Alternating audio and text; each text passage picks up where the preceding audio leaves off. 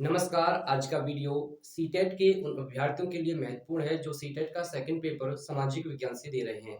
आज इस वीडियो में हम सामाजिक विज्ञान का जो एक उपविषय है इतिहास से संबंधित 10 अति महत्वपूर्ण प्रश्न लेकर आए हैं और जो हम हिस्ट्री के लिए 100 प्रश्न कराएंगे और जो ये हमारे 100 प्रश्न होंगे, इन 100 प्रश्न के हम 10 वीडियो बनाएंगे और हमारी एक वीडियो में 10 प्रश्न होंगे। तो हम हिस्ट्री के 10 प्रैक्टिस सेट लाएंगे और जो हमारे 10 प्रश्न हैं, इन प्रश्नों को सिर्फ आप 10 प्रश्न समझें। जो इनकी व्याख्या की है, उस व्याख्या में हमने ऐसा किया है कि जो आपके सामने एक प्रश्न है, यह प्रश्न हड़प्पा सभ्यता के प्रमुख स्थल से संबंधित है। हड़प्पा सभ्यता में जितने भी प्रमुख स्थल हैं, हमने उनकी व्याख्या की है और जो हमारी व्याख्या है वह व्याख्या पूर्णतः एनसीईआरटी पर आधारित है। और आप सभी जानते हैं कि जो सीटेट की परीक्षा है, वह सीटेट की परीक्षा एनसीईआरटी की पाठ्य पुस्तकों से पूछी जाती है। हमने कोशिश की है कि जितने भी यहाँ पर प्रश्न शामिल किए हैं, उन सभी की जो व्याख्या है वह व्याख्या एनसीईआरटी की पाठ्य पुस्तकों से ही की है। और यदि आप सीटेट फर्स्ट प्रयास में, अपने प्रथम प्रयास में पास करना चाहते हैं, तो इसके लिए जरूरी है कि आप एनसीईआरटी की ही पाठ्य पुस्तकों का अध्ययन करें।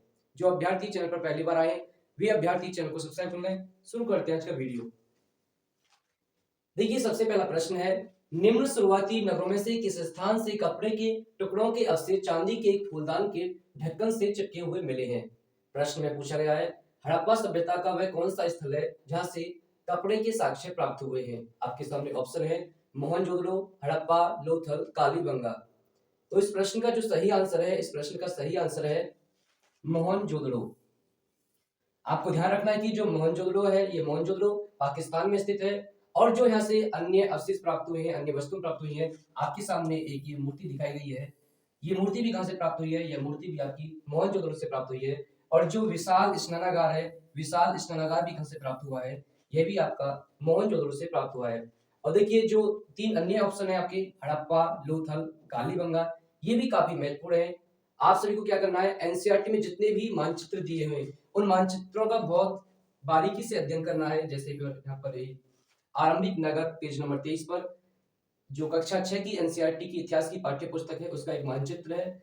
और उस मानचित्र में जितने भी आपके स्थल दिए हैं, जैसे लोथल, सुरकोतला, धौलावीरा, चंदगढ़, गंभीरीवाला, कालीबंगा, राखीगढ़ी, हड़प्पा, मोहनजोदड़ो, सुत्ताको, आपको पता होना चाहिए कि ये जो स्थल है, क्या ये स्थल भारत में स्थित है? इनमें से कौन सा स्थल पाकिस्तान में स्थित है? और जो लोथल है, कालीबंगा है, राखीगढ़ी है, ये भारत के किस राज्य में स्थित हैं? अब जो ये स्थल है, इन स्थलों के बारे में जो एनसीईआरटी की पाठ्य पुस्तक में जो जानकारी दी है, अब उसका हम अध्ययन करते हैं। देखिए, जो हमारी व्याख्या है, व्याख्या पूर्णतः एनसीईआरटी पर ही आधारित है। और आपको ध्यान रखना है कि जो सीटेट की परीक्षा है, इस सीटेट की परीक्षा में जो प्रश्न है, ये प्रश्न डिट्टो कहां से पूछे जाते हैं? एनसीईआरटी से ही पूछे जाते हैं। क्योंकि तो कक्षा 6 की पाठ्य पुस्तक है, उसमें हड़प्पा सभ्यता से संबंधित 10 प्रमुख स्थल हैं। पहले तो आपको यही पता होना चाहिए कि कौन सा स्थल कहाँ स्थित है। हड़प्पा पाकिस्तान में स्थित है, मोहनजोदड़ो पाकिस्तान में है, चंदगढ़ पाकिस्तान में है, सुत्ताको पाकिस्तान में है, गंभीरीवाला पाकिस्तान में है। जो आपके पहले 5 स्थल है, ये कहाँ स्थित है? ये पाकिस्तान में स्थित है। राखीगढ़ी हरियाणा में, कालीबंगा राजस्थान में, धौलावीरा गुजरात में, सुरकोटला गुजरात में और लोथल गुजरात में। अब देखिए, सिर्फ 5 ही स्थलों के बारे में एनसीईआरटी में जानकारी दी गई है। ये है आपके हड़प्पा, मोहनजोदड़ो, कालीबंगा, धौलावीरा, लोथल। तो हमने वही जानकारी यहाँ पर आपके सामने रखी है जो एनसीईआरटी में दी है। जो बाकी के स्थल हैं, इनके बारे में हम व्याख्या कर सकते थे, अतिरिक्त जानकारी आपके सामने प्रस्तुत कर सकते थे, लेकिन उनसे प्रश्न नहीं बनेंगे। आपसे जो प्रश्न पूछे जाएंगे, वही तथ्यात्मक जानकारी आपसे पूछी जाएगी जो आपकी एनसीईआरटी में दी है। तो हड़प्पा के बारे में आपको क्या याद रखना है? हड़प्पा के बारे में आपको ध्यान रखना है, ये पाकिस्तान में स्थित है और यह रावी नदी के तट पर स्थित है। यहाँ से क्या प्राप्त हुए हैं? यहाँ से हमें बड़े बड़े भंडार गृह प्राप्त हुए हैं। और जो दूसरा क्या आपका मोहनजोदड़ो, काफी इंपोर्टेंट है, इससे संबंधित प्रश्न पूछा गया अभी। ये कहाँ स्थित है? ये पाकिस्तान में स्थित है। ये किस नदी के तट पर स्थित है? ये स्थित है सिंधु नदी के तट पर। और यहाँ से क्या क्या प्राप्त हुआ है? यहाँ से आपको प्राप्त हुआ है स्नानागार, अभी हमने आपको तस्वीर दिखाई थी, और कढ़ाईदार वस्त्र पहने हुए व्यक्ति की मूर्ति, ये भी हमने आपको दिखाया था। तो आपको ये दोनों स्थल पता होना चाहिए कि हड़प्पा, मोहनजोदड़ो, ये दोनों कहाँ स्थित हैं? ये दोनों पाकिस्तान में स्थित है। और यहाँ से कौन कौन सी चीजें प्राप्त हुई है? कालीबंगा मोस्ट इंपोर्टेंट है, कहाँ स्थित है? राजस्थान में। यहाँ से क्या प्राप्त हुआ है? यहाँ से अग्निकुंड के साक्ष्य प्राप्त हुए हैं। धौलावीरा कहाँ स्थित है? गुजरात में स्थित है। देखिए जो धौलावीरा है इसकी जो एक अन्य विशेषता क्या थी, आपको ध्यान रखना है कि जो ये 10 स्थल हैं ये सभी स्थल दो भागों में बटे हुए थे। कितने भागों में बटे हुए थे ये? दो भागों में। और देखिए जो छोटा भाग था, जो छोटा भाग था और ये ऊंचा था, तो इसे क्या कहते थे? इसे कहते थे नगर दुर्ग कहते थे। क्या कहते थे इसे? नगर दुर्ग। और जो बड़ा था लेकिन नीचे स्थान पर था, और जो का ये छोटा भाग था ये आपका पश्चिम में स्थित था। कहां था? पश्चिम में। और जो आपका बड़ा भाग था लेकिन कैसा था? ये बड़ा भाग था लेकिन निचला था, ये निचला भाग था और ये आपका पूर्व में स्थित था। तो इसे क्या कहते हैं? इसे निचला दुर्ग कहते हैं, उसे नगर दुर्ग कहते हैं। जो हड़प्पा सभ्यता के जो अधिकांश स्थल थे, इन 10 में से जो 9 है इनमें 2 भाग थे, लेकिन जो आपका धौलावीरा जो कि गुजरात में स्थित है, पहले तो कहां स्थित है ये आपको बताना चाहिए। कच्छ के इलाके में खदीर बेत के किनारे स्थित है। अब देखिए पूछ सकता है कि खदीर बेत क्या है? ये एनसीईआरटी में दिया हुआ है। खदीर बेत क्या है? ये कच्छ इलाके में एक प्रायद्वीप है। और जो धौलावीरा है, धौलावीरा नगर को 3 भागों में बांटा गया है। ये मोस्ट इंपोर्टेंट जानकारी है, यहाँ से कई बार प्रश्न पूछा गया है। हड़प्पा सभ्यता का वह कौन सा स्थल था जो 3 भागों में बटा हुआ था? तो इसका सही आंसर क्या हो जाएगा आपका? धौलावीरा। सुरकोतबा के बारे में सिर्फ आपको यही ध्यान रखना है, ये कहां स्थित है? गुजरात में। लोथल, लोथल भी काफी महत्वपूर्ण है। कहां स्थित है? गुजरात में स्थित है। और यहाँ से एक बंदरगाह के हमें साक्ष्य प्राप्त हुए हैं, ये मोस्ट इंपोर्टेंट है। अग्निकुंड के साक्ष्य आपके लोथल और कालीबंगा दोनों स्थानों से प्राप्त हुए हैं। और जो बड़े बड़े भंडार गृह हैं इसके साक्ष्य भी आपको कहां से प्राप्त हुए हैं? लोथल से भी प्राप्त हुए हैं। और आपके मोहनजोदड़ो और कालीबंगा 3 स्थानों से बड़े बड़े भंडार गृह के साक्ष्य प्राप्त हुए हैं। निम्नलिखित में से किस गुप्त वंश शासक ने महाराजा धीराज की उपाधि का प्रयोग किया था? ऑप्शन है चंद्रगुप्त द्वितीय, समुद्रगुप्त, विष्णुगुप्त, चंद्रगुप्त। तो आपको वह शासक बताना है जिसने महाराजा धीराज की उपाधि धारण की थी। तो इसका जो सही आंसर है वो क्या है?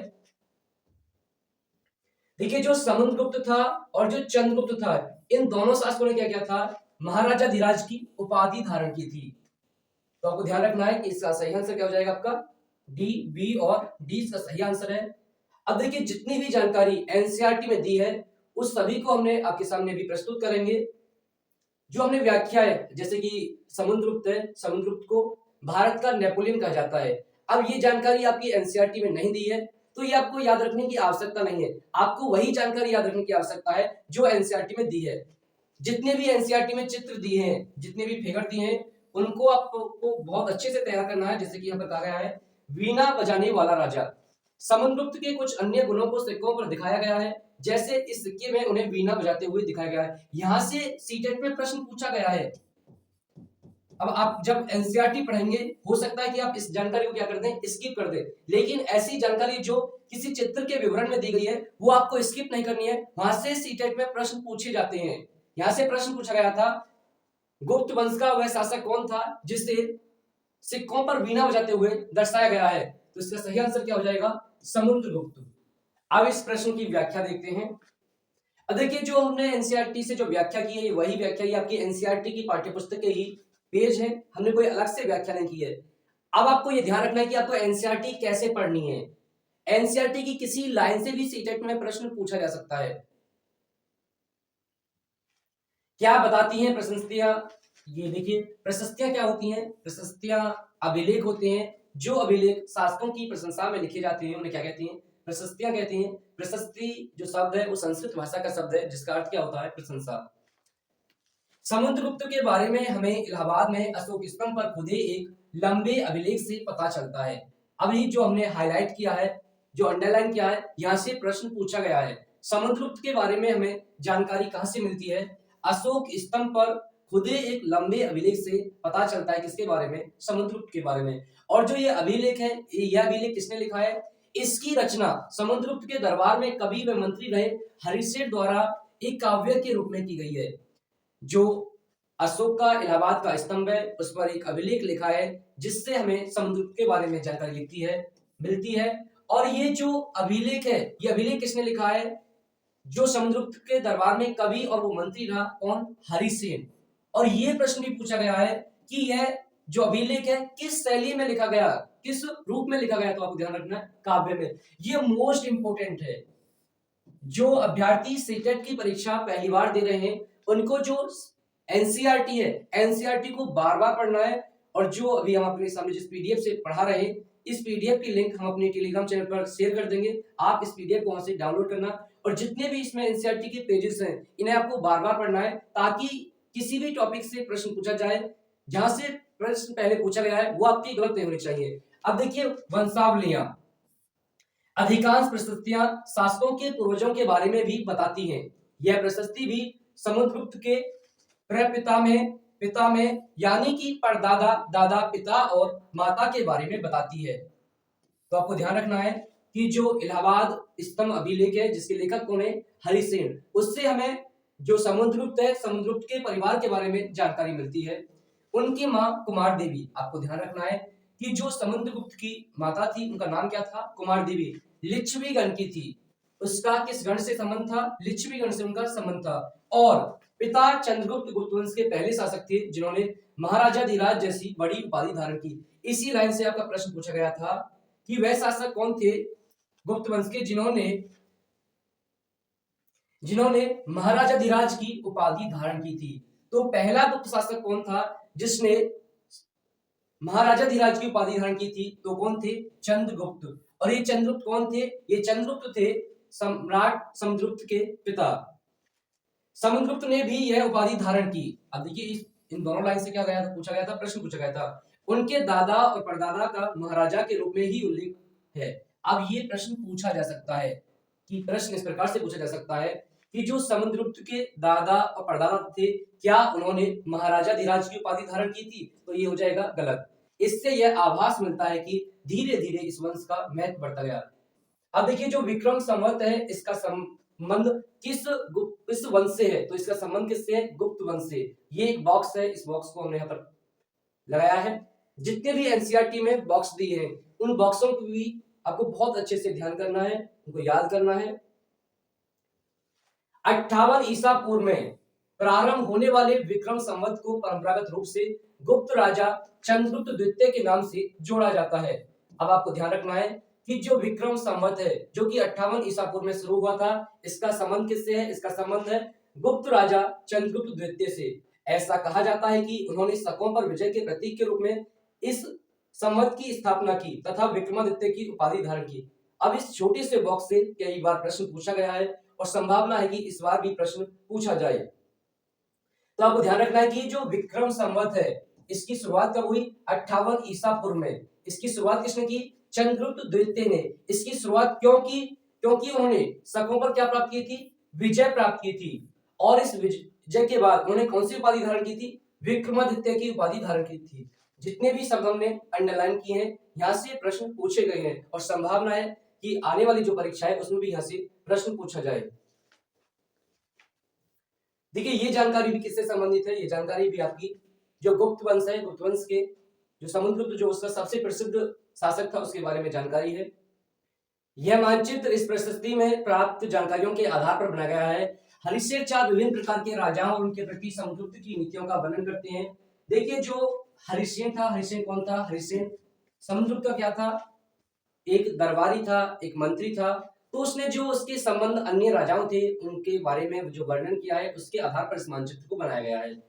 तो इसमें कितने प्रकार के राज्यों के साथ उसके संबंध है, 4 विभिन्न प्रकार के राजाओं के साथ उनकी संबंधों का वर्णन किया गया है। यहाँ से सीटेट की परीक्षा में कई बार प्रश्न पूछा गया है, इसलिए आप इस जानकारी को स्किप नहीं कर सकते, इसको आपको पढ़ना होगा और याद भी रखना होगा। मानचित्र में हरे रंग का क्षेत्र आर्यावर्त के उन 9 शासकों का है जिन्हें समुद्रगुप्त ने हराकर उनके राज्यों को अपने साम्राज्य में मिला लिया था।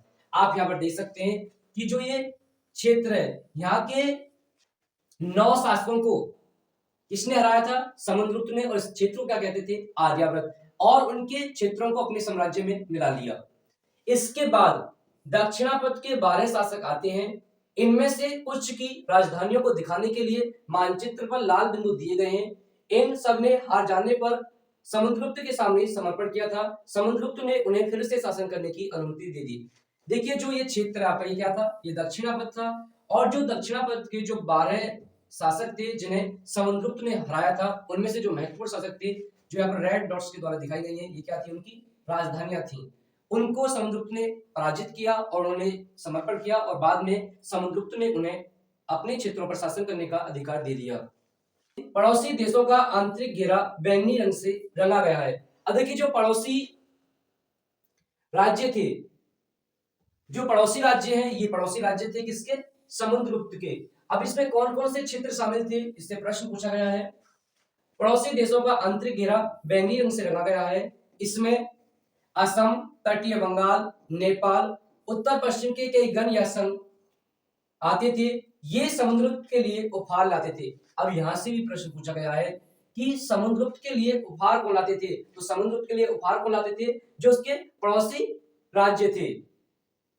उनकी आज्ञाओं का पालन करते थे तथा उनके दरबार में उपस्थित हुआ करते थे। बाह्य इलाके के शासक जिन्हें नीले रंग से रंगा गया है, संभवतः कुषाण शक वंश के थे। इसमें श्रीलंका के शासक भी थे। इन्होंने समुद्रगुप्त की अधीनता स्वीकार की। यहाँ से प्रश्न पूछा गया है कि किन शासकों ने समुद्रगुप्त की अधीनता स्वीकार की थी, तो कौन थे, कुषाण, शक और श्रीलंका के शासक। इन्होंने समुद्रगुप्त की अधीनता स्वीकार की और अपनी पुत्रियों का विवाह किससे किया, समुद्रगुप्त से किया। ये गुप्त वंश के बारे में एनसीईआरटी में जानकारी है। यदि आप इतनी जानकारी गुप्त वंश के बारे में याद रखते हैं, इसे बार बार पढ़ते हैं, तो यदि गुप्त वंश से संबंधित कोई भी प्रश्न आपसे सीटेट की परीक्षा में पूछा जाता है तो वो गलत नहीं होगा। आपको एक बात तो ध्यान रखनी है कि जो गुप्त वंश के जो महत्वपूर्ण क्षेत्र थे वो कौन कौन से थे, तो उज्जैन, प्रयाग और जो पाटलिपुत्र है, जो भी हमने 3 क्षेत्र जो हाईलाइट किए हैं आपके लिए, उज्जैन, प्रयाग, पाटलिपुत्र, इन तीनों क्षेत्रों का किससे संबंध था, इन केंद्रों से, इनका संबंध था गुप्त वंश से। अब देखते हैं अगला प्रश्न। देखिए प्रश्न नंबर 3, कन्नौज नगर निम्नलिखित वंशों में से कौन से वंशों के बीच में विवाद का केंद्र बिंदु था। यहां से कई बार प्रश्न पूछा गया है कि जो कन्नौज के लिए संघर्ष हुआ था, कन्नौज के लिए संघर्ष किन शासकों में हुआ था। आपके सामने ऑप्शन है प्रतिहार राष्ट्रकूट पाल, राष्ट्रकूट पल्लव पाल, पल्लव पाल प्रतिहार, राष्ट्रकूट प्रतिहार पल्लव। तो इसका सही आंसर है प्रतिहार राष्ट्रकूट पाल। हम बार बार कह रहे हैं, हम विस्तृत व्याख्या इसलिए कर रहे हैं कि जो एनसीईआरटी की पाठ्य पुस्तक से ही सीटेट में प्रश्न पूछे जाते हैं। और अब ये ध्यान रखना कि जो सीटेट की परीक्षा है उसमें कभी भी प्रश्न रिपीट नहीं होते हैं। ऐसा नहीं है कि जो ये प्रश्न है ये प्रश्न ही आपसे पूछ लिया जाए। जो जिस टॉपिक से ये प्रश्न पूछा गया है उस टॉपिक से प्रश्न पूछे जाएंगे, लेकिन वो सभी प्रश्न नए होंगे और आपको लग सकता है कि ये प्रश्न पहले पूछा गया था, उस प्रश्न में कुछ ना कुछ जोड़ा जाएगा या कुछ ना कुछ घटाया जाएगा। जो टॉपिक है उस टॉपिक को आपको बहुत अच्छे से तैयार करना है। तो जो एनसीईआरटी की आपकी पाठ्य पुस्तक है उसमें प्रतिहार और जो राष्ट्रकूट वंश है इनके एक एक शासकों की हमें जानकारी मिलती है। और जो पाल वंश है, पाल वंश के बारे में जानकारी बस मैप के माध्यम से मिलती है। आप देख सकते हैं कि यहाँ पर क्या था, पाल वंश का शासन था। और जो पाल वंश का जो प्रमुख केंद्र था वो क्या था, वो पहाड़पुर है। यहाँ से भी प्रश्न पूछा गया है। अब जो सीटेट के अभ्यर्थी जिन्होंने पहली बार सीटेट की परीक्षा दे रहे होंगे वो इस जानकारी को क्या कर देंगे, स्किप कर देंगे। इसे इतनी गहनता से नहीं पढ़ेंगे कि जो पाल डायनेस्टी थी, पाल डायनेस्टी का जो प्रमुख केंद्र था क्या था, वो पहाड़पुर था। और इसी के साथ आपको ध्यान रखना है कि जो राष्ट्रकूट है, राष्ट्रकूट की जो राजधानी थी, जो उनका मुख्य केंद्र था वो क्या था, मालखेल कहें या फिर आप मान्यखेत कहें। अब जो प्रतिहार और राष्ट्रकूट वंश के बारे में जो एनसीईआरटी में जानकारी दी गई है उसका अध्ययन करते हैं। ये पढ़ते हैं सबसे पहले, गुज्जर, प्रतिहार, राष्ट्रकूट और पाल वंशों के शासक सदियों तक कन्नौज के ऊपर नियंत्रण को लेकर आपस में लड़ते रहे। क्योंकि इस लंबी चली लड़ाई में 3 पक्ष थे, इसलिए इतिहासकारों ने प्राय इसकी चर्चा त्रिपक्षीय संघर्ष के रूप में की है। आपको ध्यान रखना है कि जो त्रिपक्षीय संघर्ष है इसमें कौन कौन से वंश थे आपके, गुज्जर, प्रतिहार या प्रतिहार कहीं, राष्ट्रकूट और पाल वंश थे। अब यहाँ पर जो राष्ट्रकूट वंश का एक महत्वपूर्ण शासक हुआ कौन, दंतीदुर्ग, उनके बारे में एनसीईआरटी में जानकारी दी गई है। देखिए आप इन्हें सिर्फ 10 प्रश्न न समझें, जो आपके 10 प्रश्न थे हम इनके आंसर टू द पॉइंट बता देते आपको, लेकिन आप ये समझे कि ये आपके सामने इस वीडियो में 100 प्रश्न तैयार हो रहे हैं। और जो ये व्याख्या है, इस व्याख्या में से आपकी परीक्षा में 100% प्रश्न पूछे ही जाएंगे। देखिए जो राष्ट्रकूट थे ये कौन थे, यहाँ पर राष्ट्रकूटों के बारे में संक्षिप्त जानकारी दी गई है। शुरुआत में भी कर्नाटक के चालुक्य राजाओं के अधीनस्थ थे। अभी जो हमने अंडरलाइन किया है, यहाँ से प्रश्न पूछा गया था कि राष्ट्रकूट शुरुआत में किनके अधीनस्थ थे, तो किनके अधीनस्थ थे, वो किनके सामंत थे, कर्नाटक के चालुक्य राजाओं के। 8वीं सदी के मध्य में एक राष्ट्रकूट प्रधान दंती दुर्ग ने अपने चालुक्य स्वामी की अधीनता से इनकार कर दिया। जो चालुक्य थे कर्नाटक के, उनका एक अधीनस्थ था कौन, दंती दुर्ग, और उसने 8वीं शताब्दी में क्या कर दिया, अपने जो स्वामी थे उस स्वामी की आज्ञाओं को मानने से इनकार कर दिया और उसके साथ युद्ध किया और चालुक्यों को क्या कर दिया, हरा दिया। और हिरण्यगर्भ, जो हिरण्यगर्भ है इसका मतलब क्या होता है, सोने का गर्भ नामक एक अनुष्ठान किया। आपसे ये प्रश्न पूछा जा सकता है और कई बार पूछा गया है कि जो हिरण्यगर्भ अनुष्ठान है, हिरण्यगर्भ अनुष्ठान किसने किया था, ये आपको ध्यान रखना है, किसने किया था, दंती दुर्ग ने। हिरण्यगर्भ जो अनुष्ठान है ये क्यों किया जाता था, जब यह अनुष्ठान ब्राह्मणों की सहायता से संपन्न किया जाता था तो यह माना जाता था कि इससे याचक जन्मा क्षत्रिय न होते हुए भी क्षत्रिय के रूप में दोबारा क्षत्रिय प्राप्त कर लेगा। तो आपको ये बात यहाँ से पता चलती है कि जो दंती दुर्ग थे, दंती दुर्ग क्षत्रिय नहीं थे, लेकिन प्राचीन भारत में यह माना जाता था कि जो राजा वही हो सकता था जो क्षत्रिय हो। और ये इस अनुष्ठान का, ये अनुष्ठान इसलिए किया जाता था कि जो क्षत्रिय नहीं है, यदि वह इस अनुष्ठान का आयोजन करेगा तो जो क्षत्रियत्व के गुण है वो क्षत्रियत्व के गुण उसमें आ जाएंगे। अब देखिए जो एक प्रतिहार शासक है कौन, नागभट्ट। नागभट्ट की उपलब्धियां, यहां से भी प्रश्न पूछा गया है। कई शासकों ने प्रशस्तियों में अपनी उपलब्धियों का बखान किया है। आपने पिछले साल गुप्त शासक समुद्रगुप्त की प्रशस्ति के बारे में पढ़ा, जिसकी अभी चर्चा की थी हमने। संस्कृत में लिखी गई ग्वालियर मध्य प्रदेश में पाई गई एक प्रशस्ति में प्रतिहार नरेश नागभट्ट के कामों का वर्णन इस प्रकार किया गया है। अब आपसे पूछा जा सकता है कि जो नागभट्ट की जानकारी हमें किस चीज से प्राप्त होती है, प्रशस्ति से प्राप्त होती है, और ये प्रशस्ति हमें कहां से प्राप्त हुई है, ग्वालियर। ग्वालियर कहां स्थित है आपका, मध्य प्रदेश में। प्रतिहार नरेश नागभट्ट के कामों का वर्णन इस प्रकार किया गया है। आंध्र, सैंधव, सिंध, विदर्भ जो कि महाराष्ट्र का एक हिस्सा है, और कलिंग, कलिंग उड़ीसा का एक हिस्सा है, कि राजा उनके आगे तभी धराशायी हो गए जब वे राजकुमार थे। उन्होंने कन्नौज के शासक चक्रयुद्ध को विजित किया। ये जानकारी भी पूछी गई है आपसे पिछले साल के प्रश्नों में कि किस शासक ने कन्नौज के शासक चक्रयुद्ध को विजित किया, उसे हराया, तो इसका आंसर क्या हो जाएगा, नागभट्ट। उन्होंने वंग, बंगाल का हिस्सा, अनर्थ, गुजरात का हिस्सा, मालवा, मध्य प्रदेश का हिस्सा, किरात, वनवासी, तुर्क, तुर्क, वत्स्य, मत्स्य, दोनों उत्तर भारत के राज्य राजाओं को पराजित किया। देखिए जितने भी आपकी जानकारी बॉक्स में दी गई है, इस प्रकार से आपकी एनसीईआरटी में बहुत सारे बॉक्स बने हुए हैं, इनका आपको विश्लेषण करना है। इनमें जो जानकारी दी गई है उसका बार बार अध्ययन करना है, यहाँ से प्रश्न परीक्षा में पूछे ही जाते हैं। दिल्ली सल्तनत राज के सही वंशानुक्रम का चयन कीजिए। देखिए आपके सामने जो प्रश्न है, ये प्रश्न किससे संबंधित है, कि दिल्ली सल्तनत से संबंधित प्रश्न है, और इस प्रश्न में पूछा गया है कि जो दिल्ली सल्तनत के जो 5 वंश थे, उन 5 वंशों का क्रम क्या है। आपके सामने ऑप्शन है तुर्क, खलजी, तुगलक, सैयद, लोधी, तुर्क, सैयद, तुगलक, खलजी, लोधी, तुर्क, सैयद, खलजी, तुगलक, लोधी, तुर्क, खलजी, सैयद, तुगलक, लोधी। तो इसका जो सही आंसर क्या है, वो है आपका तुर्क, खलजी, तुगलक, सैयद, लोधी। देखिए जो एनसीईआरटी है आपकी कक्षा 7 की, उसमें एक तालिका है जिसका शीर्षक है दिल्ली के शासक। ये तालिका आपको याद होनी चाहिए, यहाँ से कई बार प्रश्न पूछे गए हैं, ये तालिका आपको याद करनी है। तो इसमें सबसे पहले बताया गया है कि जो राजपूत वंश है, यहाँ पर 2 राजपूत वंशों का वर्णन किया गया है, तोमर वंश और चौहान वंश। आपको ध्यान रखना है कि सबसे पहले जो दिल्ली पर शासन किया था वो किस वंश ने किया था, वो क्या था, तोमर वंश ने। और जो तोमर वंश है, जो तोमर वंश का जो शासनकाल क्या था, आरंभिक 12वीं शताब्दी से 1165 तक। और जो तोमर वंश है, तोमर वंश का जो सबसे महत्वपूर्ण शासक कौन था, तोमर वंश का सबसे महत्वपूर्ण शासक था अनंगपाल। और जो अनंगपाल का शासनकाल क्या था, 1130 से 1145। जो भी जानकारी हम आपको बता रहे हैं ये एनसीईआरटी से बता रहे हैं, और आपको ये ध्यान रखना है कि यदि आप सीटेट पास करना चाहते हैं, यदि आप एक गवर्नमेंट टीचर पढ़ना चाहते हैं, तो आपको जो एनसीईआरटी है, एनसीईआरटी में जो भी तथ्यात्मक जानकारी दी गई है, एनसीईआरटी को आपको बार बार पढ़ना है। और एनसीईआरटी आपको इतनी बार पढ़नी है ताकि आपको ये सारी जानकारी याद हो जाए। और एक है फिर चौहान वंश। आपको ध्यान रखना है कि जो चौहान वंश है, इस चौहान वंश ने तोमर वंश को पराजित कर दिल्ली पर अधिकार कर लिया, और जो चौहान वंश है ये कहाँ के शासक थे? ये जो चौहान वंश है शासक थे कहाँ के? अजमेर के शासक थे। कहाँ के थे? अजमेर के। और जो चौहान वंश है इस चौहान वंश का जो शासन काल है वो क्या है? 1165 से लेकर 1192। और जो चौहान वंश का जो सबसे महत्वपूर्ण शासक था वो कौन था? पृथ्वीराज चौहान। और जो पृथ्वीराज चौहान का जो शासनकाल क्या था? 1175 से लेकर 1192।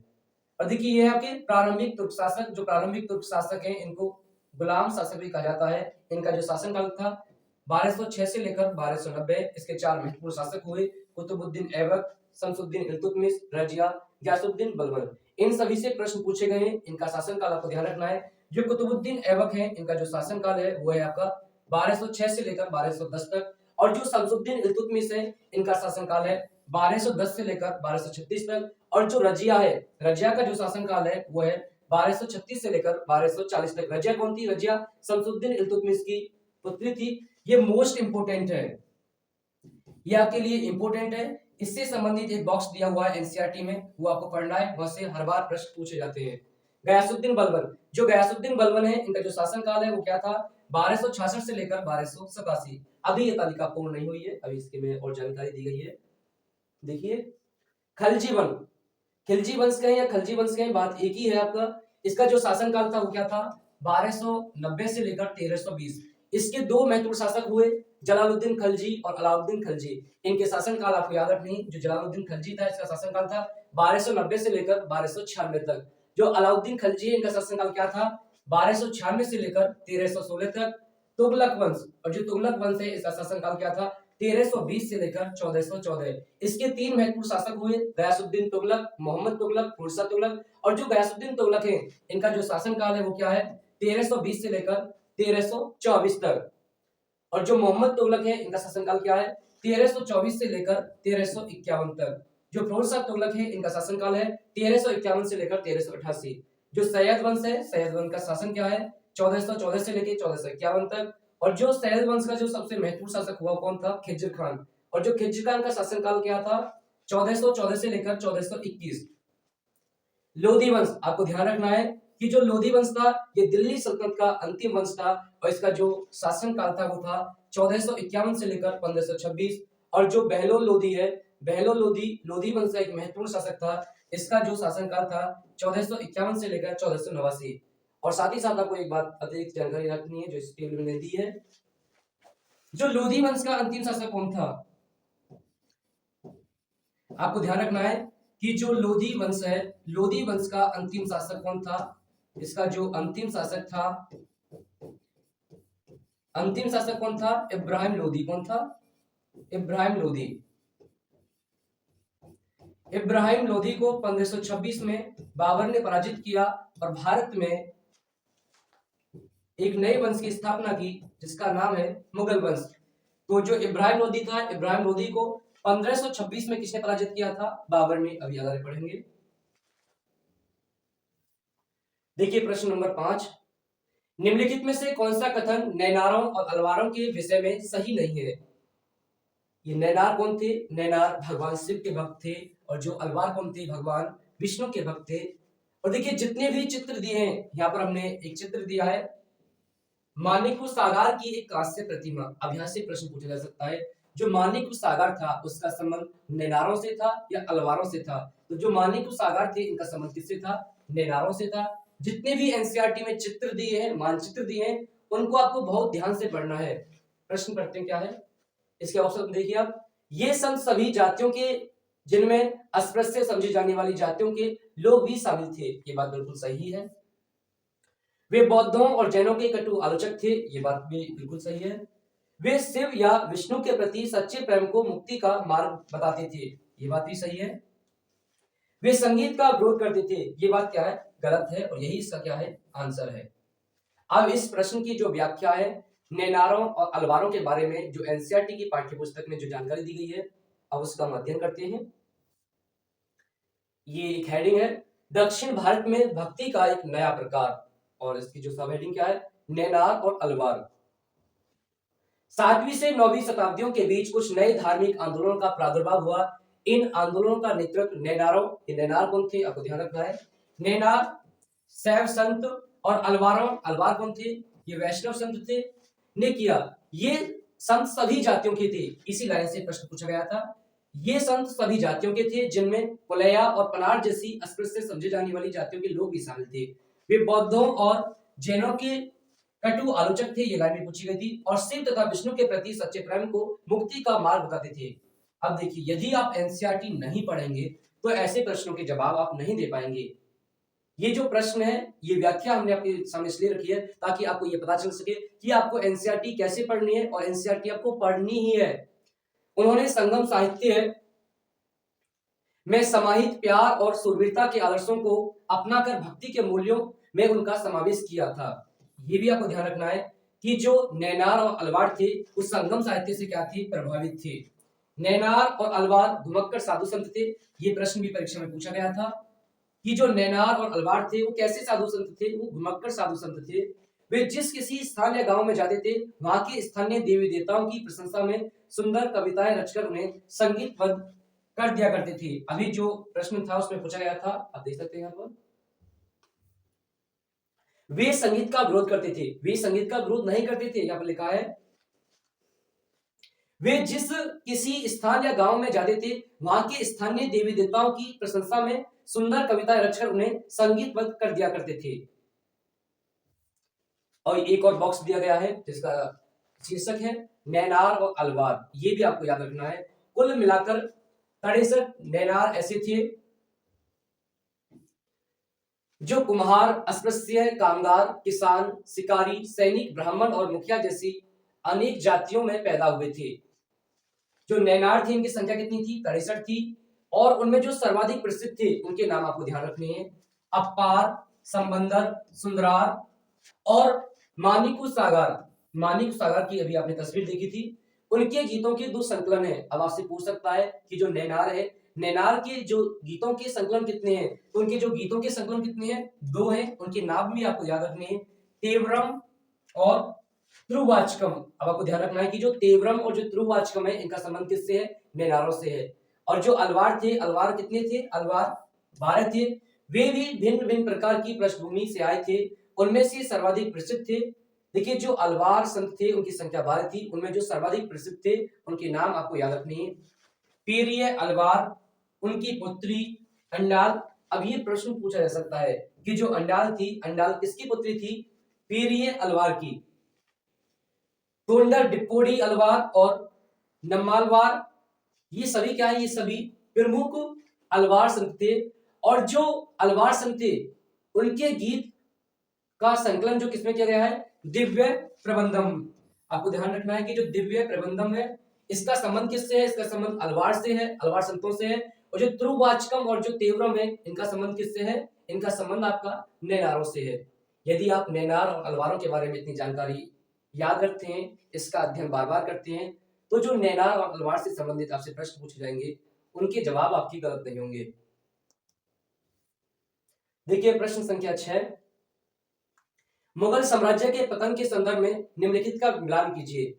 जो मुगल शासक थे आप सभी जानते हैं, हमने आपको बताया था कि 1526 में बाबर ने दिल्ली सल्तनत के अंतिम वंश लोधी वंश के शासक इब्राहिम लोधी को पराजित करके भारत में मुगल वंश की स्थापना की थी। और जो मुगल वंश है, मुगल वंश का जो शासनकाल है, ये आपका 1526 से लेकर 1857 तक। और जो 1526 से लेकर 1857 तक जितने भी मुगल शासक हुए उन्हें हम 2 भागों में बांटते हैं, उनका भी अध्ययन करेंगे। तो यहाँ पर पूछा गया कि जो जब मुगल साम्राज्य अपने पतन में था तो उस समय के 4 मुगल शासकों के नाम दिए गए हैं और उनका शासनकाल दिया गया है, उनका मिलान करना है। फर्रुखसियर, शाह आलम द्वितीय, अहमद शाह आलमगीर द्वितीय। तो देखिए जो फर्रुखसियर है, फर्रुखसियर का जो शासनकाल था क्या था, ये एनसीईआरटी में दिया गया है, आपको ध्यान रखना है। फर्रुखसियर का जो शासनकाल था ये था आपका 1713 से लेकर 1719 तक। और जो शाह आलम द्वितीय है, शाह आलम द्वितीय का जो शासनकाल था वो था आपका 1759 से लेकर 1816। और जो अहमद शाह है, अहमद शाह का जो शासनकाल था वो क्या था, ये था आपका 1748 से लेकर 1754 तक। और जो आलमगीर द्वितीय है, आलमगीर द्वितीय का जो शासनकाल था ये था आपका 1754 से लेकर 1759 तक। तो इसका सही आंसर क्या होगा, एक आपका दूसरा है, बी का आपका पहला है और सी का आपका चौथा है। तो जो आपका इसका सी ऑप्शन क्या हो जाएगा, सही है। डी का आपका क्या है, तीसरा है। तो देखिए, ऐसा नहीं है कि जो सीटेट की परीक्षा है, सीटेट की परीक्षा में आपसे तथ्यात्मक जानकारी नहीं पूछी जाती। तथ्यात्मक जानकारी पूछी जाती है, लेकिन तथ्यात्मक जानकारी वही पूछी जाती है जो आपकी एनसीईआरटी में है। मुगल वंश की स्थापना की थी बाबर ने। और जो मुगल वंश का जो शासनकाल है, ये शासनकाल क्या था, ये था 1526 से लेकर 1857 तक। और हमने आपको बताया था कि जो मुगल शासक थे, इन्हें हम दो भागों में डिवाइड करते हैं, महान मुगल शासक। और जो महान मुगल शासक है, इनकी संख्या कितनी थी, 6 थी। और जो उत्तरवर्ती मुगल शासक हैं, ये महत्वपूर्ण कितने थे, यही आपके महत्वपूर्ण शासक थे। इसमें एक आध और था जो ज्यादा महत्वपूर्ण नहीं था, उसका हमने विवरण नहीं दिया है।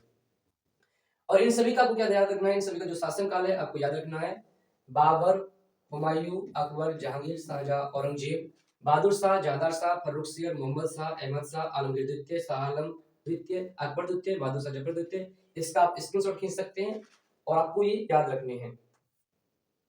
देखिए प्रश्न नंबर 7, निम्नलिखित में से कौन सी नई प्रणाली हॉल्ट मैकेंजी द्वारा तैयार की गई थी। ऑप्शन है आपके सामने, स्थायी बंदोबस्त, महलवारी बंदोबस्त, रैयतवाड़ी बंदोबस्त, अस्थायी बंदोबस्त। और यहाँ पर भी आपके सामने दो चित्र दिए गए हैं। ये चित्र है आपका टॉमस मुनरो का और ये चित्र है आपका चार्ल्स कॉर्नवालिस का। हमने आपको ये बताया था कि एनसीईआरटी में जितने भी आपके चित्र दिए हुए हैं और उस चित्र के संदर्भ में जो व्याख्या दी गई है, उसका विवरण दिया गया है, वो आपको बहुत अच्छे से तैयार करना है। तो जो प्रश्न है, ये प्रश्न किससे संबंधित है, जो भू रास्तों की जो प्रणाली थी उससे संबंधित है। इसमें पूछा गया है कि जो नई प्रणाली हॉल्ट मैकेंजी के द्वारा कौन सी तैयार की गई थी, स्थायी बंदोबस्त, महलवाड़ी बंदोबस्त, रैयतवाड़ी बंदोबस्त, अस्थायी बंदोबस्त। तो इसका सही आंसर है महलवाड़ी बंदोबस्त। अब जो आपकी स्थायी बंदोबस्त, महलवाड़ी बंदोबस्त, रैयतवाड़ी बंदोबस्त के बारे में जो एनसीईआरटी में विवरण दिया है, उसका हम अध्ययन करते हैं। और आपको ध्यान रखना कि जो टॉमस मुनरो था, टॉमस मुनरो मद्रास का गवर्नर था। उसका जो शासनकाल क्या था, 1819 से लेकर 1826 तक। ये प्रश्न पूछा गया है। और चार्ल्स कॉर्नवालिस, ये काफी महत्वपूर्ण प्रश्न है। जिस समय स्थायी बंदोबस्त लागू किया गया, उस समय कॉर्नवालिस बंगाल का गवर्नर जनरल था। तो ये प्रश्न पूछा गया है कि जब स्थायी बंदोबस्त लागू किया गया, उस समय बंगाल का गवर्नर जनरल कौन था, चार्ल्स कॉर्नवालिस।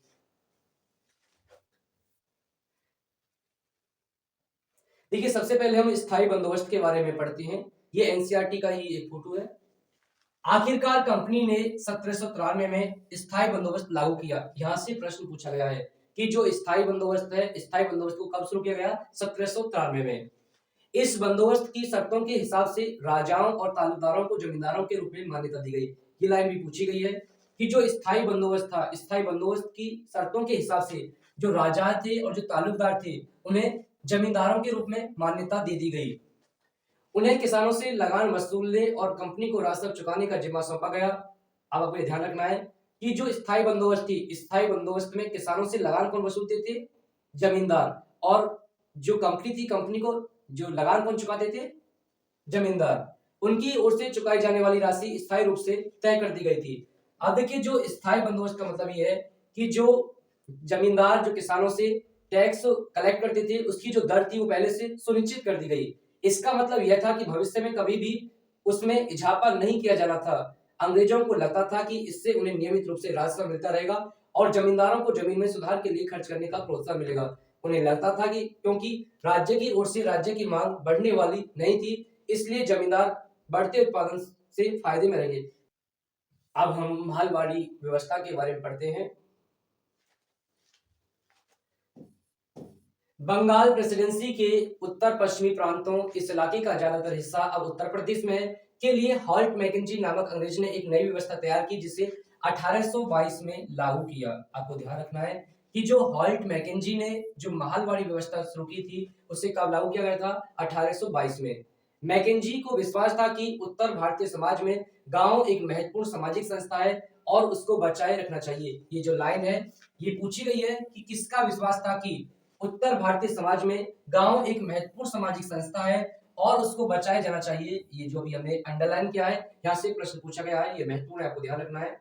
उसके आदेश पर कलेक्टरों ने गांव-गांव का दौरा किया, जमीन की जांच की, खेतों को मापा और विभिन्न समूह के रीति रिवाजों को दर्ज किया।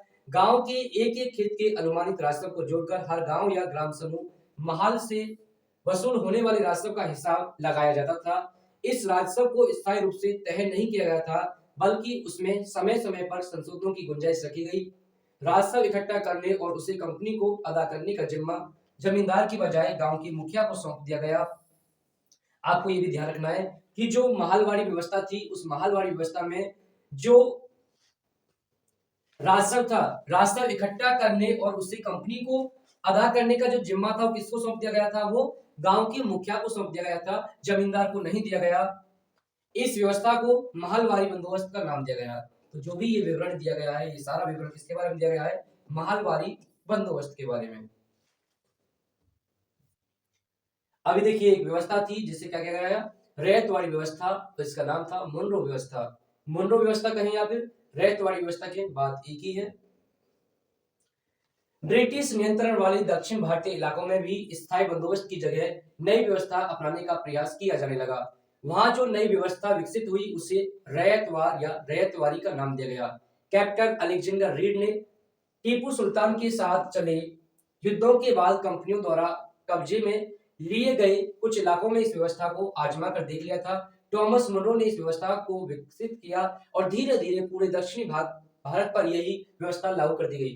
तो आपको ध्यान रखना है कि जो रैयतवाड़ी व्यवस्था थी, इसे किसने विकसित किया था? इसे थॉमस मुनरो ने विकसित किया था। और जो अलेक्जेंडर रीड था, उसने टीपू सुल्तान के जो क्षेत्र थे जिन पर ब्रिटिश ईस्ट इंडिया कंपनी थी, उसने जो अधिकार कर लिया था, उस क्षेत्रों पर इसका प्रयोग करके देख लिया गया था। रीड और मुनरो को लगता था कि दक्षिण में परंपरागत जमींदार नहीं थे। ये प्रश्न भी पूछा गया है यहाँ से। इसलिए उनका तर्क यह था कि उन्हें सीधे किसानों किसानों मतलब जो रैयत थे, रैयत का अर्थ क्या था? किसानों से ही बंदोबस्त करना चाहिए जो पीढ़ियों से जमीन पर खेती करते आ रहे हैं। राजस्व आकलन से पहले उनके खेतों का सावधानी पूर्वक और अलग से सर्वेक्षण किया जाना चाहिए। मुनरो का मानना था कि अंग्रेजों को पिता की भांति किसानों की रक्षा करनी चाहिए। देखिए जो ये लाइन है, यहाँ से कई बार प्रश्न पूछा गया है। मुनरो का मानना था कि अंग्रेजों को पिता की भांति किसानों की रक्षा करनी चाहिए।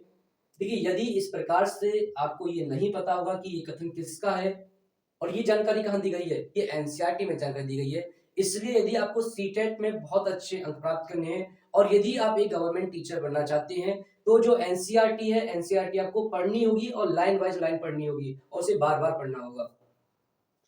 देखिए प्रश्न नंबर 8, प्राचीन ग्रंथों में विधवाओं को जलाने की अनुमति कहीं नहीं दी गई। यह कथन किस समाज सुधारक के साथ जुड़ा हुआ है?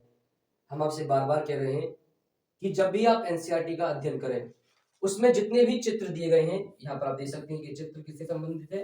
ये राजा राम मोहन राय का चित्र है और यहाँ पर ये आपका जो चित्र है, ये है आपका श्री नारायण गुरु का चित्र है और ये स्वामी दयानंद सरस्वती का चित्र है। जितने भी एनसीईआरटी में चित्र हैं, मानचित्र हैं, उनका आपको अध्ययन करना है, उनसे संबंधित प्रश्न पूछे जाते हैं। तो इसके जो ऑप्शन थे, श्री नारायण गुरु, स्वामी दयानंद सरस्वती, सुभाष चंद्र बोस, राजा राम मोहन राय। तो इसका सही आंसर क्या है? राजा राम मोहन राय। अब यहाँ पर जो स्वामी दयानंद सरस्वती का जो चित्र दिया गया है, इसका जो विवरण है, इस विवरण को पढ़ लीजिए। दयानंद ने 1875 में आर्य समाज की स्थापना की थी। तो ये प्रश्न पूछा गया है, आर्य समाज की स्थापना किसने की थी? स्वामी दयानंद सरस्वती ने की थी। और कब की थी? 1875 में। आर्य समाज ने हिंदू धर्म को सुधारने का प्रयास किया था। ये प्रश्न भी पूछा गया है, किस समाज ने हिंदू धर्म को सुधारने का प्रयास किया था? तो इसका सही आंसर क्या हो जाएगा? आर्य समाज। देखिए जितने भी एनसीईआरटी में चित्र हैं, जितने भी मानचित्र हैं, उनका जो विवरण है, वहां से हर बार परीक्षा में प्रश्न पूछे जाते हैं। यदि आप सीटेट में बहुत अच्छे अंक लाना चाहते हैं, जो चित्र हैं और जो मानचित्र हैं, उनका विवरण आप छोड़ नहीं सकते। अब देखिए जो ये 4 ऑप्शन दिए गए थे आपके, श्री नारायण गुरु, स्वामी दयानंद सरस्वती, सुभाष चंद्र बोस, राजा राम मोहन राय, इनके बारे में जितना विवरण एनसीईआरटी में दिया गया है, अभी हम उसका अध्ययन करेंगे। सबसे पहले हम राजा राम मोहन राय के बारे में पढ़ते हैं। राजा राम मोहन राय, इनका जो समय है, ध्यान रखना है, इनका जो जन्म हुआ था वो 1772 में हुआ था, उनकी जो मृत्यु हुई थी 1833 में हुई थी। इसी तरह के एक सुधारक थे, उन्होंने कलकत्ता में ब्रह्मो सभा के नाम से एक सुधारवादी संगठन बनाया था, जिसे बाद में ब्रह्मो समाज के नाम से जाना गया। देखिए ब्रह्मो सभा कहें, ब्रह्मो सभा को ही बाद में क्या कर दिया गया? ब्रह्मो समाज। राममोहन राय जैसे लोगों को सुधारक इसलिए कहा जाता है क्योंकि वे मानते थे कि समाज में परिवर्तन लाना और अन्यायपूर्ण तौर तरीकों से छुटकारा पाना जरूरी है। उनका विचार था कि इस तरह के परिवर्तन लाने के लिए लोगों को इस बात के लिए प्रेरित किया जाना चाहिए कि वे पुराने व्यवहार को छोड़कर जीवन का नया ढंग अपनाने के लिए तैयार रहें। तो आपको यहाँ से यही जानकारी मिलती है कि जो राजा राममोहन राय का जो समय था वो क्या था?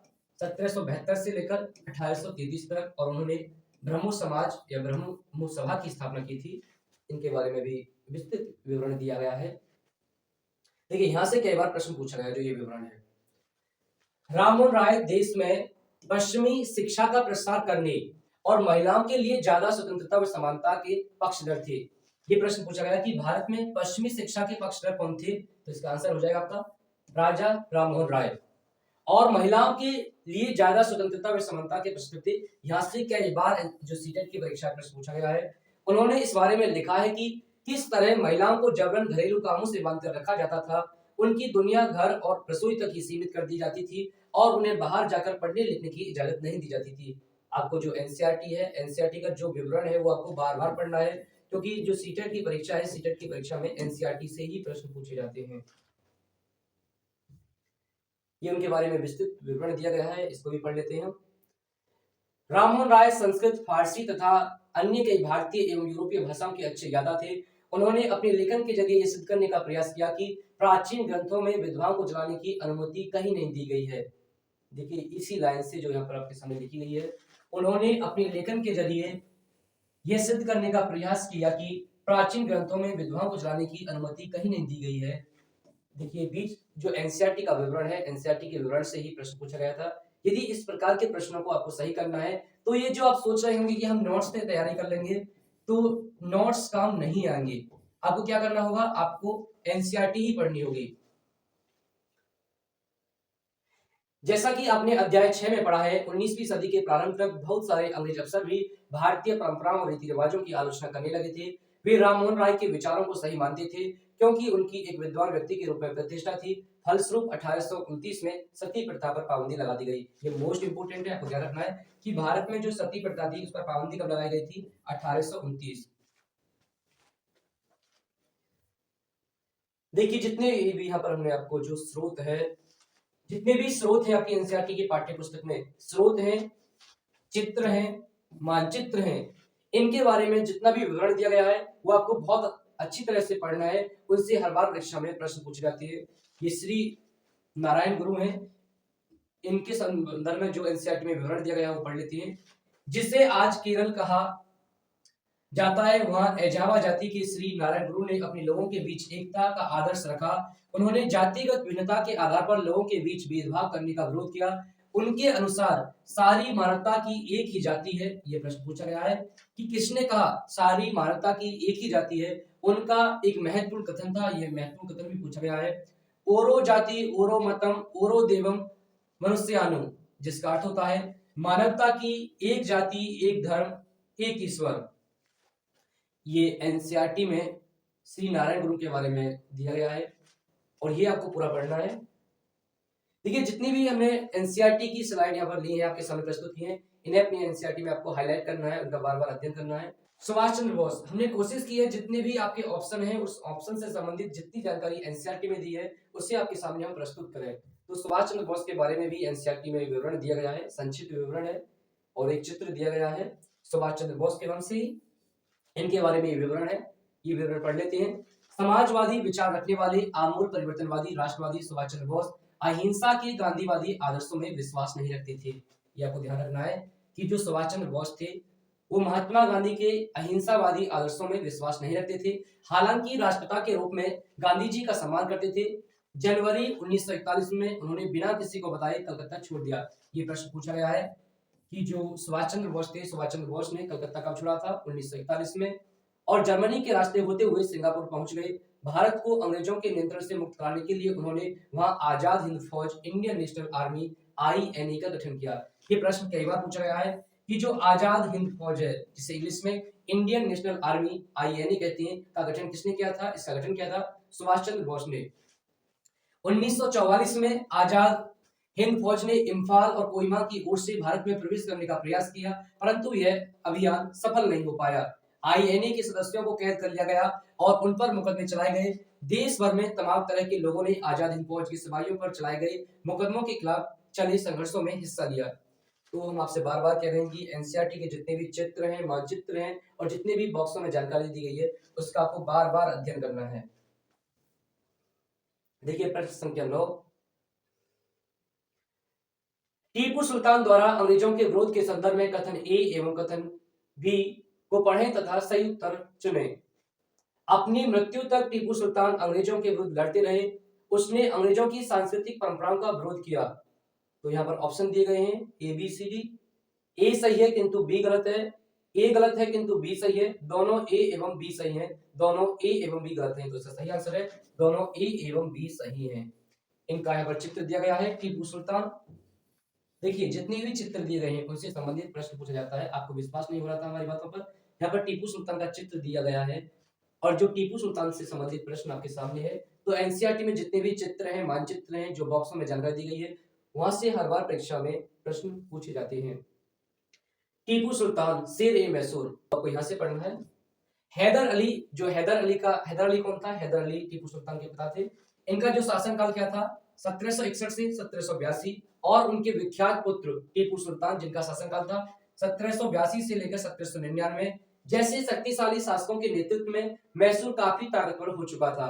मालाबार तट पर होने वाला व्यापार मैसूर रियासत के नियंत्रण में था, जहां से कंपनी काली मिर्च और इलायची खरीदती थी। 1785 में टीपू सुल्तान ने अपनी रियासत में पड़ने वाली बंदरगाहों से चंदन की लकड़ी, काली मिर्च और इलायची का निर्यात रोक दिया। सुल्तान ने स्थानीय सौदागरों को भी कंपनी के साथ कारोबार करने से रोक दिया गया था। टीपू सुल्तान ने भारत में रहने वाले फ्रांसीसी व्यापारियों से घनिष्ठ संबंध विकसित किए और उनकी मदद से अपनी सेना का आधुनिकीकरण किया। ये प्रश्न भी पूछा गया है कि भारत में सर्वप्रथम किसने अपनी सेना का आधुनिकीकरण किया था? तो इसका सही आंसर हो जाएगा आपका टीपू सुल्तान। ये अन्य विवरण दिया गया है। सुल्तान के इन कदमों से अंग्रेज आग बबूला हो गए। उन्हें हैदर अली और टीपू सुल्तान बहुत महत्वाकांक्षी, घमंडी और खतरनाक दिखाई देते थे। अंग्रेजों को लगता था कि ऐसे राजाओं को नियंत्रित करना और कुचलना जरूरी है। फलस्वरूप मैसूर के साथ अंग्रेजों की 4 जंग हुई। ये भी आपको ध्यान रखना है कि जो मैसूर के साथ अंग्रेजों की कितनी जंग हुई थी, कितनी लड़ाइयां हुई थी? 4 लड़ाइयां हुई थी। जो प्रथम संघर्ष हुआ था 1767 से लेकर 1769। और जो द्वितीय संघर्ष का हुआ था, जो दूसरी लड़ाई हुई थी 1780 से लेकर 1784। और जो तृतीय संघर्ष हुआ था 1790 से लेकर 1792। और जो अंतिम लड़ाई हुई थी वो कौन सी थी? 1799 में। श्रीरंगपट्टनम की आखिरी जंग में कंपनी को सफलता मिली। अपनी राजधानी की रक्षा करते हुए टीपू सुल्तान मारे गए और मैसूर का राजकाज पुरानी वोडियार राजवंश के हाथों में सौंप दिया गया। इसके साथ ही मैसूर पर भी सहायक संधि थोप दी गई। तो आपको ध्यान रखना है कि जब मैसूर में टीपू सुल्तान की मृत्यु हो जाती है, उसके बाद जो मैसूर का राजकाज है वो किसको सौंप दिया गया? वोडियार राजवंश को सौंप दिया गया। और यहाँ पर एक चित्र दिया गया है जिसका नाम है टीपू का खिलौना शेर। तो यहाँ से भी हमें जानकारी मिलती है। यह टीपू के एक विशालकाय मशीनी खिलौने की तस्वीर है। इसमें यह नकली शेर एक यूरोपीय सिपाही को दबाए हुए है। जब इसका हैंडल घुमाया जाता था तो नकली शेर धड़ता था और सिपाही के भीतर से चीख की आवाजें निकलती थी। अब यह खिलौना शेर लंदन स्थित विक्टोरिया एंड एल्बर्ट म्यूजियम में रखा है। 4 मई 1799 को जब अपनी राजधानी श्रीरंगपट्टनम की रक्षा करते हुए टीपू सुल्तान की मृत्यु हो गई तो अंग्रेज इस खिलौने को भी अपने साथ ले गए। देखिए यहाँ से एक प्रश्न पूछा गया था कि जो टीपू सुल्तान था, टीपू सुल्तान की मृत्यु कब हुई थी अपनी राजधानी श्रीरंगपट्टनम की रक्षा करते हुए? तो 4 मई 1799। जितने भी आपके चित्र हैं उनमें जो विवरण दिया है उनका आपको अध्ययन करना है, वहां से प्रश्न पूछे जाते हैं। ये आपका अंतिम प्रश्न है इस वीडियो का। निम्नलिखित का मिलान कीजिए। वर्नाक्यूलर प्रेस एक्ट का वो लागू किया गया था। जो वर्नाक्यूलर प्रेस एक्ट था ये 1878 में लागू किया गया था। एल्बर्ट बिल, जो एल्बर्ट बिल है इसका संबंध किस वर्ष से है? 1883 से। संपत्ति स्थानांतरण अधिनियम, इसका संबंध है आपका 1882 से। और जो भारतीय राष्ट्रीय कांग्रेस की स्थापना कब हुई थी? 1885 से। तो इसका सही आंसर क्या होगा? ए का होगा दूसरा, और जो बी है बी का होगा पहला, और जो सी का क्या होगा चौथा, डी का क्या होगा तीसरा। तो इसका जो सही आंसर है बी। अब देखिए जो आपकी एनसीईआरटी की पाठ्य पुस्तक है उसमें vernacular press act, Albert bill और जो भारतीय राष्ट्रीय कांग्रेस है इनके बारे में विवरण दिया गया है। संपत्ति स्थानांतरण अधिनियम के बारे में एनसीईआरटी में कहीं विवरण नहीं दिया गया है। यदि आपको 3 ऑप्शन पता होगा तो जो आपका चौथा ऑप्शन है उसको तो आप ऑटोमेटिक क्या कर सकते हैं, टिक कर सकते हैं। देखिए 1878 में आर्म्स एक्ट पारित किया गया जिसके जरिए भारतीयों द्वारा अपने पास हथियार रखने का अधिकार छीन लिया गया। उसी साल वर्नाक्यूलर प्रेस एक्ट भी पारित किया गया, जिससे सरकार की आलोचना करने वालों को चुप कराया जा सके। इस कानून में प्रावधान था कि अगर किसी अखबार में कोई आपत्तिजनक चीज छपती है तो सरकार उसकी प्रिंटिंग प्रेस सहित सारी संपत्ति को जब्त कर सकती है। और जो 1883 में सरकार ने इल्बर्ट बिल लागू करने का प्रयास किया, इसको लेकर काफी हंगामा हुआ। इस विधेयक में प्रावधान किया गया कि भारतीय न्यायाधीश भी ब्रिटिश या यूरोपीय व्यक्तियों पर मुकदमा चला सकते थे, ताकि भारत में काम करने वाले अंग्रेज और भारतीय न्यायाधीशों के बीच समानता स्थापित की जा सके।